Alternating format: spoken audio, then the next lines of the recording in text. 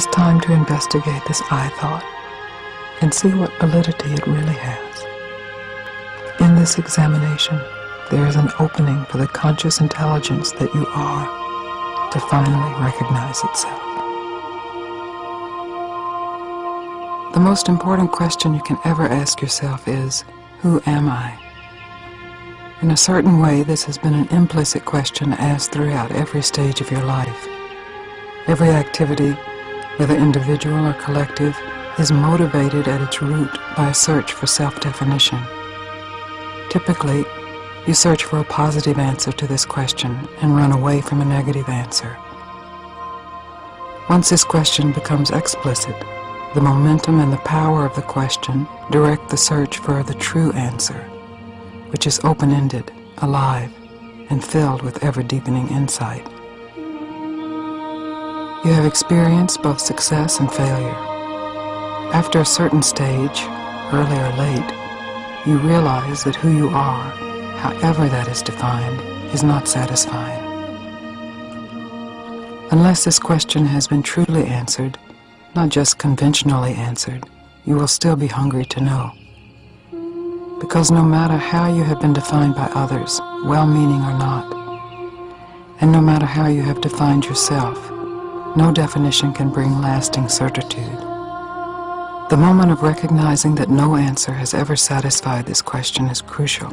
It is often referred to as the moment of spiritual ripeness, the moment of spiritual maturity. At this point, you can consciously investigate who you really are. In its power and simplicity, the question, who am I, throws the mind back to the root of personal identification, the basic assumption, I am somebody. Rather than automatically taking that assumption as the truth, you can investigate deeper. It is not difficult to see that this initial thought, I am somebody, leads to all kinds of strategies to be a better somebody, a more protected somebody, a somebody with more pleasure, more comfort, more attainment. But when this very basic thought is questioned, the mind encounters the I that is assumed to be separate from what it has been seeking. This is called self-inquiry. This most basic question, who am I, is the one that is the most overlooked. We spend most of our days telling ourselves or others we are someone important, someone unimportant, someone big, someone little, someone young, someone old, never truly questioning this most basic assumption. Who are you, really? How do you know that is who you are? Is that true, really? When you turn your attention toward the question, who am I? Perhaps you will see an entity that has your face and your body. But who is aware of that entity? Are you the object, or are you the awareness of the object? The object comes and goes. The parent, the child, the lover, the abandoned one, the enlightened one, the victorious one, the defeated one. These identifications all come and go. The awareness of these identifications is always present.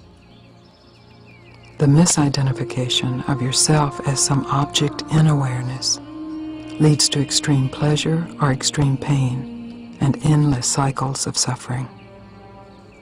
When you are willing to stop the misidentification and discover directly and completely that you are the awareness itself and not these impermanent definitions, the search for yourself in thought ends.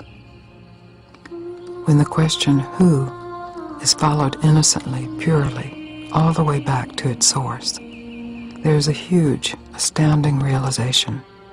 There is no entity there at all. There is only the indefinable, boundless recognition of yourself as inseparable from anything else.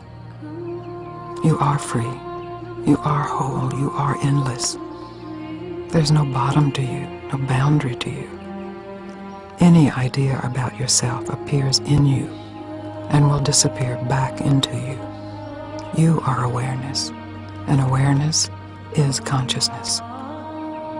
Let all self-definitions die in this moment. Let them go and see what remains. See what is never born and what does not die. Feel the relief of laying down the burden of defining yourself.